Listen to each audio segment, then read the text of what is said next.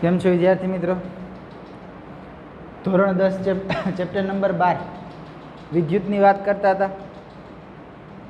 આગળ 5-6 લેક્ચર આપણે જોઈ લીધા છે. છેલ્લે વાત કરી હતી એ તો કે અવરોધની વાત કરતા હતા, બરોબર છે. ઓહમનો નિયમ જોયો તો ઓહમનો નિયમ કોની કોની વચ્ચે સંબંધ રાખતો હતો? તો કે વિદ્યુત પ્રવાહ અને વિદ્યુત સ્થિતિમાનનો તફાવત, બરોબર છે. વિદ્યુત પ્રવાહ અને વિદ્યુત સ્થિતિમાનનો તફાવત છે એ બે તો કે સમપ્રમાણમાં હોય. કેમાં? તો કે ઓહમના નિયમમાં એવી વાત કરી હતી કે કોઈ તારના આડછેદમાંથી પસાર થતો વિદ્યુત પ્રવાહ છે એ તો કે એ બે છેડા વચ્ચેના વિદ્યુત સ્થિતિમાનના તફાવતના સમપ્રમાણમાં હોય. આ વાત થઈ એ ઓહમના નિયમની વાત થઈ. એને આધારે તો કે સૂત્ર તારવ્યું હતું. એવી વાત કરી હતી કે V is directly proportional to I, બરાબર, કારણ કે બે એકબીજાના તો કે સમપ્રમાણમાં છે. તો એ ચલે છે ની નિશાની દૂર કરવા માટે, બરાબરની નિશાની મૂકવા માટે અચળાંક મૂકવો પડે ને અચળાંક R મૂક્યો તો એના બરાબર, તો કે એના લીધે સૂત્ર આપણું કંઈક એવું થયું હતું V is equal two IR. અને એને આધારે તો કે એને આધારે R ને આપણે કીધું હતું એ અવરોધ કીધું હતું. અને R નો એકમ ઓહમ ઓમેગા વડે દર્શાવાય. બીજી એક વાત કરી હતી એ તો કે વિદ્યુત પ્રવાહ છે એ કોના કોના ઉપર આધાર રાખે, મતલબ તો કે વિદ્યુત પ્રવાહમાં ફેરફાર કોને આધારે થાય? તો કે તો એ તારણ પણ આપણે કાઢ્યું હતું કે વિદ્યુત સ્થિતિમાનનો તફાવત અને અવરોધ એ બેયને લીધે, તો કે એ બેયને લીધે વહેતા વિદ્યુત પ્રવાહમાં તો કે ફેરફાર જોવા મળે. કઈ રીતના? તો કે એમ પણ વાત કરી હતી કે વિદ્યુત સ્થિતિમાનનો તફાવત વધે તો વિદ્યુત પ્રવાહ વધે, વિદ્યુત સ્થિતિમાનનો તફાવત ઘટે તો વિદ્યુત પ્રવાહ ઘટે. શું કામ? તો કે સૂત્ર અનુસાર, ઓહમના નિયમ અનુસાર વિદ્યુત સ્થિતિમાનનો તફાવત અને વિદ્યુત પ્રવાહ I એકબીજાના સમપ્રમાણમાં છે. જ્યારે R ની વાત કરી હતી એ તો કે અવરોધ R ની વાત કરી હતી, આમ કીધું હતું કે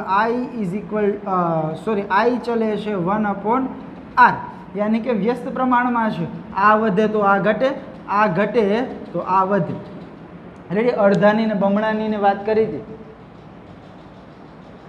કે વિદ્યુત સ્થિતિમાનનો તફાવત બમણો થાય તો વિદ્યુત પ્રવાહ પણ બમણો થાય, એ અડધો થાય તો વિદ્યુત પ્રવાહ પણ અડધો થાય.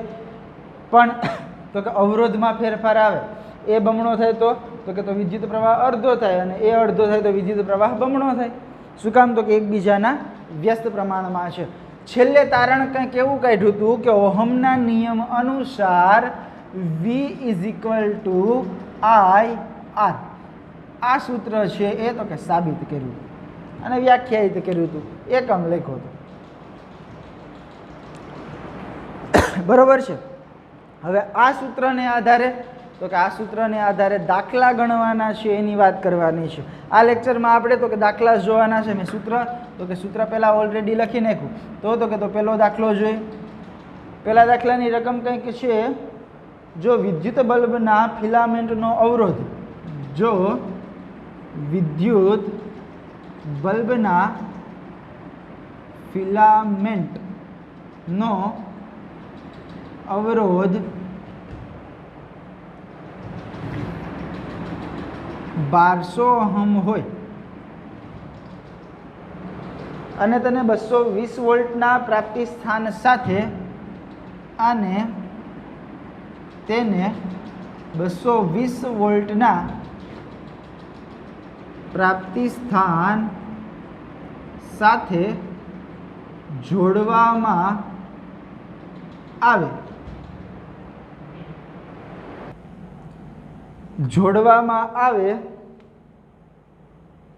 તો વિદ્યુત બલ્બ કેટલો પ્રવાહ ખેંચશે? તો વિદ્યુત બલ્બ કેટલો પ્રવાહ ખેંચશે? ઓકે, રકમ આપી દીધી.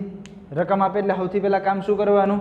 તો કે રકમમાં જેની કિંમત આપી છે તો કે લખી લેવાની પહેલાં. તો કે તો રકમ હજી એક વખત વાંચો છો કે વિદ્યુત બલ્બના ફિલામેન્ટનો અવરોધની કિંમત આપી દીધી. અવરોધ બોલે તો R ની કિંમત આપી દીધી. કેટલી આપી? તો કે 1200 ઓહમ. અને તેને 220 વોલ્ટના, રેડી, વિદ્યુત સ્થિતિમાનનો તફાવત V આપી દીધો. કેટલો આપ્યો? તો કે 220 વોલ્ટ આપી દીધું. આવે તો વિદ્યુત બલ્બ કેટલો પ્રવાહ ખેંચશે વિદ્યુત પ્રવાહ એટલે તો કે આઈ ગોતવાનો છે. પછી તો કે કિંમત લખ્યા પછી જોવાનું કે આર વી અને આઈ એ ત્રણેયનો સમાવેશ થતો હોય એવું સૂત્ર તો ફટ દેખીને માઇન્ડમાં આવે. બરોબર. આર વી અને આઈ ત્રણેયનો સમાવેશ થતો હોય એવું સૂત્ર કયું છે તો ફટાફટ માઇન્ડમાં આવે. શું આવે તો કે V is equal to I R. બરોબર છે. ઓહમના નિયમ અનુસાર સૂત્ર તારવું હતું એ. ફાઇન્ડ શું કરવાનું છે તો કે આઈને ફાઇન્ડ કરવાનો છે વિદ્યુત પ્રવાહને, તો એને સૂત્રનો કરતા બનાવશું તો શું થાય તો કે I is equal to V upon R. હવે તો કે હવે સૂત્ર બની ગયું. હવે ખાલી કિંમત એડ કરવાની છે. વીની કિંમત કેટલી આપેલી છે તો કે 220 વોલ્ટ. આરની કિંમત 1200 ઓહમ. બરાબર. મીંડું ગયું. ભાગાકાર કરશો એટલે તો કે 0.18. જો એક વસ્તુ ખાસ ધ્યાનમાં રાખવાની છે, ભાગાકાર કરી લીધો, જવાબ આવી ગયો. કોનો જવાબ આવ્યો છે તો કે વિદ્યુત પ્રવાહ આઈનો જવાબ આપ્યો છે. તો સાથે સાથે એકમ કમ્પલસરી લખવું. એકમ લખવાનું ભૂલાય નહીં. વિદ્યુત પ્રવાહ આઈનો એકમ શું થશે તો કે એમ્પિયર. રેડી. તો આ તમારો દાખલો થઈ ગયો. સૌથી પહેલાં તો કે રકમમાં જે વસ્તુ આપી એ લખી લીધી, એને આધારે સૂત્ર મૂકી દીધું, જેને ફાઇન્ડ કરવાનું છે એને સૂત્રનો કરતા બનાવી દીધો અને કિંમત મૂકી દીધી. કિંમત મળ્યા પછી છેલ્લે તો કે એકમ મૂક્યો. એકમ મૂકવાનું ભૂલતા નહીં. ઓકે. એના પછી વાત કરીએ, બીજા દાખલાની વાત કરીએ.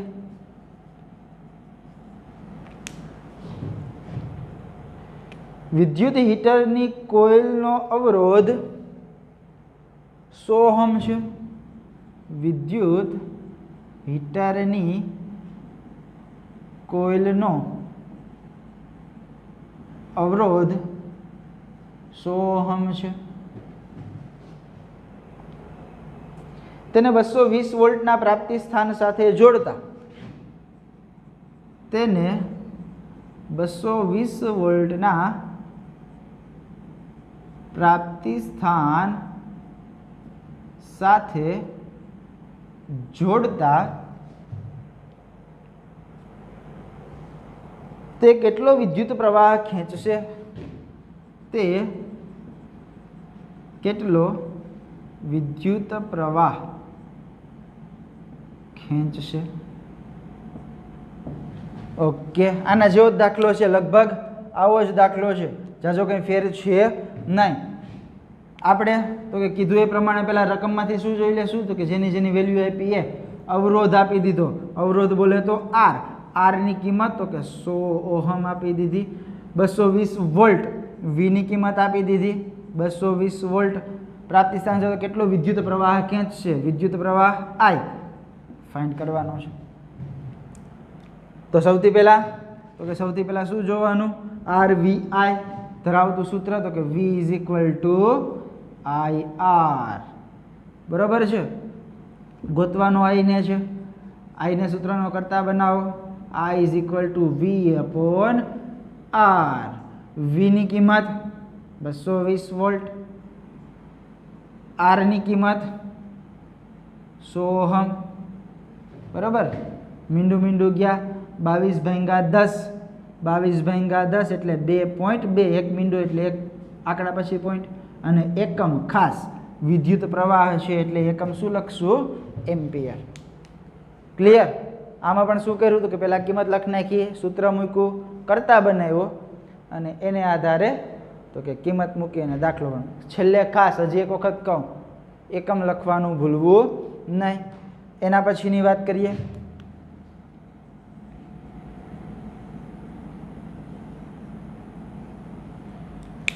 ત્રીજો દાખલો. એક વિદ્યુત હીટરની પ્રાપ્તિ સ્થાનમાંથી, જોજો આ દાખલો સમજા જેવો છે. એક વિદ્યુત હીટરની પ્રાપ્તિ સ્થાનમાંથી જ્યારે 4 એમ્પિયર વિદ્યુત પ્રવાહ ખેંચે છે, જ્યારે 4 એમ્પિયર વિદ્યુત પ્રવાહ ખેંચે છે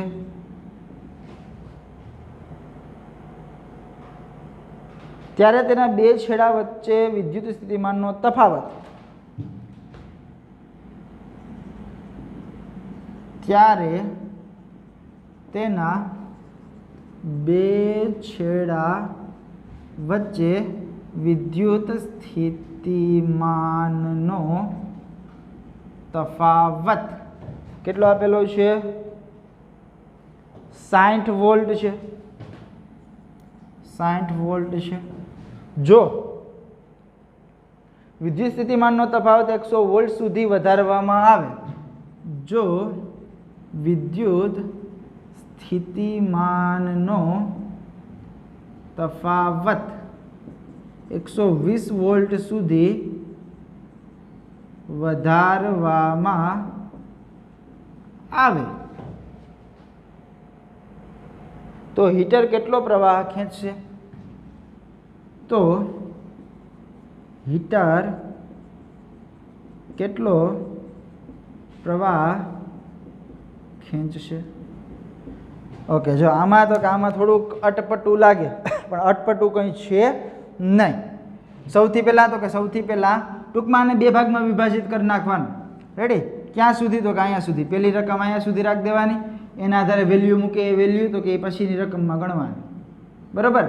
બીજું કંઈ છે નહીં. તો સૌથી પહેલાં વાત કરશું એ તો કે એક વિદ્યુત હીટરની પ્રાપ્તિ સ્થાનમાંથી 4 એમ્પિયર વિદ્યુત પ્રવાહ એટલે આની કિંમત આપી દીધી. કેટલી છે? તો કે 4 એમ્પિયર. ત્યારે તેના બે છેડા વચ્ચે વિદ્યુત સ્થિતિમાનનો તફાવત V કેટલો છે? તો કે 60 વોલ્ટ. બરાબર? ત્યારે તો કે ત્યારે અવરોધની કિંમત પહેલાં શોધી લઈએ. બરાબર? કારણ કે વિદ્યુત પ્રવાહમાં કોઈ જાતનો ફેરફાર છે નહીં. વિદ્યુત પ્રવાહમાં તો કે છેટલગન રકમ વાંચશો તો કે વિદ્યુત પ્રવાહ 4 એમ્પિયર જ રહેવાનો છે, એમાં કોઈ જાતનો ફેરફાર નથી. ફેરફાર કેમાં કરે છે? તો કે વિદ્યુત સ્થિતિમાનના તફાવતમાં. પહેલાં 60 વોલ્ટ હતો, વધારીને 120 વોલ્ટ કર્યો. બરાબર? ત્યારે તો કે ત્યારે અવરોધ બેયમાં કેવો થાય? તો કે બેયમાં અવરોધ છે એ સેમ જ થશે. આનો જે અવરોધ મળશે એ તો કે આનો અવરોધ મળશે, પણ ફેર શું છે? તો કે 60 વોલ્ટ હતો ત્યારે તો કે વિદ્યુત પ્રવાહ 4 એમ્પિયર હતો. 120 વોલ્ટ કરે ત્યારે વિદ્યુત પ્રવાહ કેટલો થાય એ તો કે ગોતવાનું છે. અવરોધ એક વખત મળી ગયો પછી તો કે અવરોધ મળી ગયા પછી કંઈ તો કે ટેન્શન નથી. એ અવરોધની કિંમત તો કે 120 વોલ્ટ વાળામાં તો કે મૂકી દેશું. સૌથી પહેલાં તો કે સૌથી પહેલાં આર ગોતી લઈએ. સૂત્ર તો કે સૂત્ર યાદ જ છે. કયું છે? V = IR. આર ફાઇન્ડ કરવાનો છે. આરને સૂત્રનો કરતા બનાવો. V/I. વીની કિંમત આપેલી છે 60 વોલ્ટ, આઈની કિંમત 4 એમ્પિયર, 15 ચોક 60, 15 મેળા. એકમ ખાસ અવરોધ માટે તો કે ઓહમ, ઓમેગાની નિશાની કરવાની. હવે શું કરશું? તો કે હવે આરની કિંમત મૂકી, આરની કિંમત તો કે મળી ગઈ. હવે તો કે હવે જ્યારે વિદ્યુત સ્થિતિમાનનો તફાવત 120 વોલ્ટ કરવામાં આવે ત્યારે આઈ ગોતવાનો છે. આઈ બરાબર કેટલા? વી આપી દીધો. કેટલો કરવાનો છે? 120 વોલ્ટ. આરની કિંમત મેળવી લીધી. કેટલી મેળવી? તો કે 15 ઓહમ. રેડી? બીજું તો કે બીજું કંઈ કરવાનું છે નહીં. હવે તો કે હવે સૂત્ર મૂકી દેવાનું. V = IR. ગોતવાનું શું છે? તો કે નવો વિદ્યુત પ્રવાહ I તો કે V/R. વીની કિંમત તો કે 120 વોલ્ટ, આરની કિંમત 15 ઓહમ. જવાબ શું મળશે ભાઈ? તો કે 120 ભાગ્યા 15 એટલે 15 અઠ્ઠા 120. આઈ છે એટલે તો કે એકમ એમ્પિયર. નવો વિદ્યુત પ્રવાહ જ્યારે 120 વોલ્ટ વિદ્યુત સ્થિતિમાનનો તફાવત કરવામાં આવશે ત્યારે નવો વિદ્યુત પ્રવાહ ખેંચશે. કેટલો ખેંચશે? તો કે 8 એમ્પિયર ખેંચશે. દેખીતી વસ્તુ છે. રેડી? વિદ્યુત સ્થિતિમાનનો તફાવત જો આગળ આપણે આવું ભણ્યા વી ચલે છે આઈ, વી ચલે છે આઈ, એમાં આપણે એવું ભણતા કે આને બમણો કરો તો આ પણ બમણો થાય, આને અડધો કરો તો આ પણ અડધો થાય. હવે જો પહેલાં તો કે 60 વોલ્ટ હતો, વિદ્યુત સ્થિતિમાનનો તફાવત કેટલો હતો તો કે પહેલાં આનો કેટલો હતો તો કે 60, પછી તો કે વધારીને 120 કર્યું. 60 હતો ત્યારે વિદ્યુત પ્રવાહ તો કે 4 એમ્પિયર હતો. કેટલા ગણો કર્યું? 60 હતા એના તો કે બમણા કર્યા, બમણા કર્યા કે નહીં? શું કર્યું તો કે બમણા કર્યા. હવે આ બે એકબીજાના સમપ્રમાણમાં છે, આ બમણો થાય તો આની કિંમત પણ કેવી થાય તો કે બમણી જ થાય. એટલા માટે જવાબ કેટલો મળ્યો તો કે 8 એમ્પિયર. એકબીજાના તો કે સમપ્રમાણમાં છે. કર્યું શું તો કે પહેલાં 60 વોલ્ટ વિદ્યુત સ્થિતિમાનનો તફાવત હતો ત્યારે તો કે આરની કિંમત મેળવી લીધી. આરની કિંમત તો કે ક્યાં મૂકી દીધી તો કે 120 વોલ્ટ કર્યો વિદ્યુત સ્થિતિમાનનો તફાવત ત્યાં મૂકી દીધી. બરાબર, એટલે તો કે ડબલ એક હારે તો કે ડબલ દાખલા જેવું થયું, બીજું કંઈ છે નહીં, ઇઝી વસ્તુ જ છે. તો દાખલા નંબર આ તમારો 3 જોઈ લ્યો એક વખત.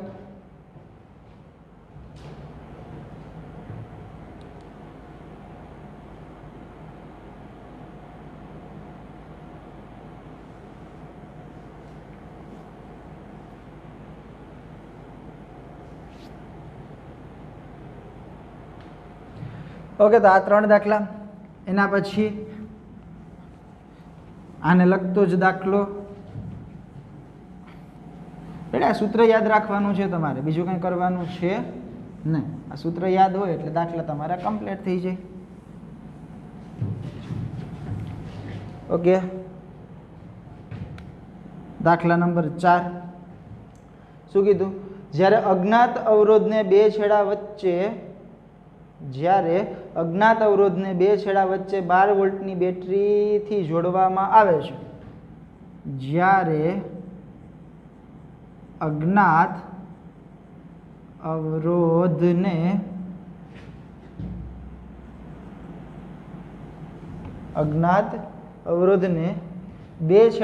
12 વોલ્ટની બેટરીથી જોડવામાં આવે છે, ત્યારે પરિપથમાં 2.5 મિલી એમ્પિયર પ્રવાહ વહે છે.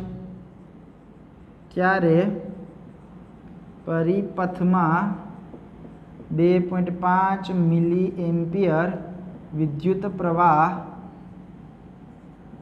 વહે છે. તો અવરોધ શોધો. તો શું કરવાનું છે? તો અવરોધ શોધો. હેડી, આમાં પણ બીજું કંઈ છે નહીં. આમાં પણ પહેલાં સૌથી પહેલાં તો કે કિંમત આપી એ લખી લેવાની. અજ્ઞાત અવરોધ, અજ્ઞાત પહેલાં જ કહી દીધું, અજ્ઞાત એટલે ખબર છે નહીં, જ્ઞાત છે નહીં, એ જ ગોતવાનું છે આપણે. બે છેડા વચ્ચે 12 વોલ્ટની બેટરીથી જોડવામાં આવે એટલે તો કે વિદ્યુત સ્થિતિમાનનો તફાવત વી આપી દીધો. કેટલો આપ્યો તો કે 12 વોલ્ટ. ત્યારે પરિપથમાં 2.5 મિલી એમ્પિયર વિદ્યુત પ્રવાહ એટલે તો કે આઈ કેટલો છે તો કે 2.5 મિલી એમ્પિયર. જો અહીંયા હવે ભૂલ થાય નહીં, આપણે તો કે આપણે વેલ્યુ જોઈએ એમ્પિયરમાં જોઈએ, આ છે મિલી એમ્પિયરમાં, તો શું કરી નાખવાનું તો કે મિલી એમ્પિયરમાંથી એમ્પિયરમાં ફેરવી નાખવાનું. 1 મિલી એમ્પિયર એટલે તો કે 10⁻³ એમ્પિયર. આગળ ભણ્યા હતા આપણે, રેડી? આવું ભણ્યા હતા. 1 મિલી એમ્પિયર બરાબર 10⁻³ એમ્પિયર, 1 માઇક્રો એમ્પિયર બરાબર 10⁻6 એમ્પિયર. બરાબર, મિલી એમ્પિયરમાંથી તો કે એમ્પિયરમાં ફેરવી નાખવાનું. 1 એમ્પિયર તો 10⁻³ એમ્પિયર, તો 2.5 મિલી એમ્પિયર એટલે તો કે 2.5 ગુણ્યા 10⁻³ એમ્પિયર. બીજું કાંઈ કર્યું નથી. મિલી એમ્પિયરમાંથી તો કે એમ્પિયરમાં ફેરવું. હવે તો કે ગોતવાનું શું છે? અવરોધ આર છે, ફાઇન્ડ કરવાનો છે. હવે તો આવડી જાય. સૂત્ર V = IR. ગોતવાનો તો કે આર છે, આરને સૂત્રનો કરતા બનાવો. આર એટલે તો કે V/I. Vની કિંમત 12 વોલ્ટ, આઈની કિંમત તો કે આ જે એમ્પિયરમાં ફેરવો એ મૂકવાની 2.5 ગુણ્યા 10⁻³ એમ્પિયર. હવે તો કે હવે કંઈ નહીં કરવાનું, 12 ભાગ્યા 2.5 કરશો એટલે તો કે 12 ભાગ્યા 2.5 એટલે 4.8 થશે. બરાબર સાહેબ? રેડી ને? ઓકે. 12 ભાગ્યા 2.5 એટલે તો કે 4.8. ઘાત તો કે છેદમાં ઘાત છે કેવી છે? માઇનસ. ઉપર આવશે તો કે પ્લસ થાય, ગુણ્યા બરાબર કરીને લખું, અહીંયા કન્ટિન્યુ છે, બરાબર તો કે 4.8 ગુણ્યા 10⁻³ છે, ઉપર આવે તો કે +3 છે. બરાબર? 10⁻³ ઘાતને તો કે આમાં કન્વર્ટ કરી નાખીએ. કેટલા મીંડા? તો કે 3000 વડે આને ગુણશો તો શું થાય? તો કે 0.1 આ બાજુ આવી જાય અને 2 મીંડા. શું મળ્યું? R. શું મળ્યું? R. R નો એકમ તો કે ઓહમ. રેડી? આમાં તો કે આમાં ખોટા લોચા લગાડવાના નહીં. ક્યાં તમે ભૂલ કરશો? તો કે તમે ડાયરેક્ટ અહીંયા ભૂલ કરશો.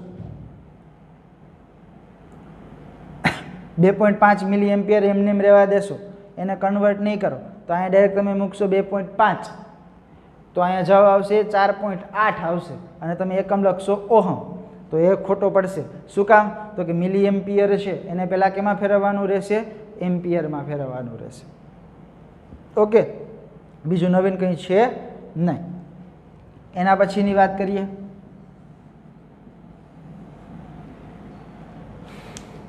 એક વાહક તારનો અવરોધ 10 ઓહમ છે. એક વાહક તારનો અવરોધ 10 ઓહમ છે. તેની સાથે 1.5 વોલ્ટની બેટરી જોડવામાં આવે.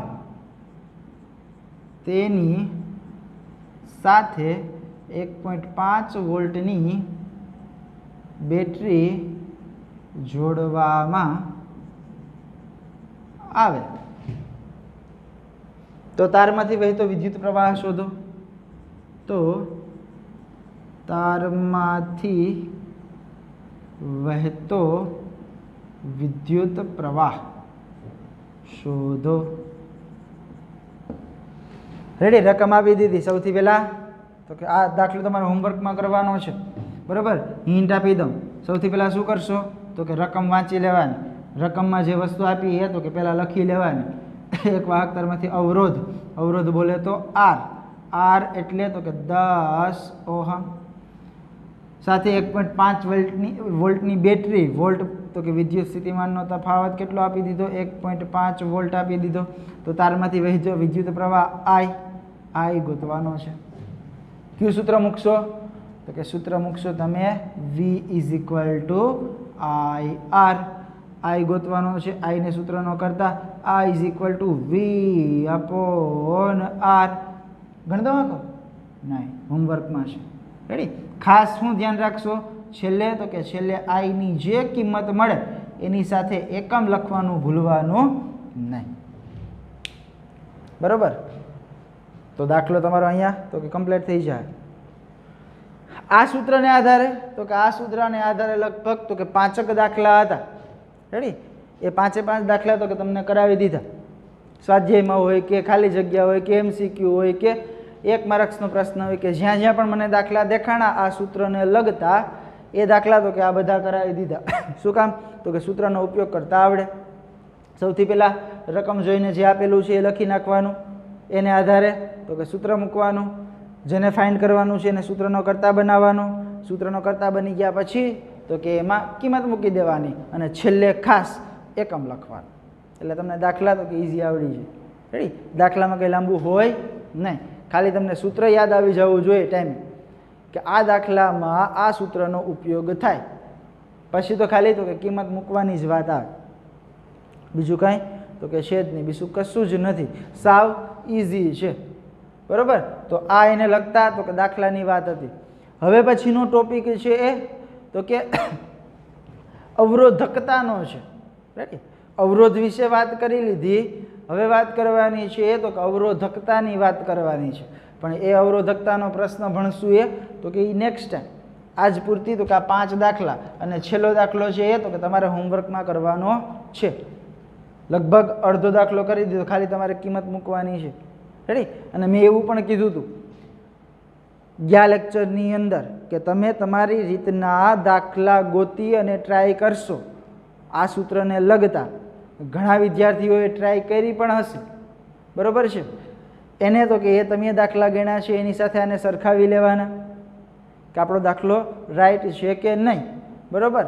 રાઈટ હોય તો કે અતિ ઉત્તમ, સારામાં સારું. તમને તો કે તમને સૂત્રનો ઉપયોગ કરતા આવડી ગયો. ન સાચા પડ્યા હોય, તમે ટ્રાય કરી હોય તો પણ સારામાં સારું. રેડી? તમે ટ્રાય તો કરી છે, બરાબર? તો કે જ્યાં ભૂલ હોય ત્યાં સુધારી લેવાનું. ઓકે? તો આજ માટે એટલું, બાકીનું તો કે નેક્સ્ટ ટાઈમ.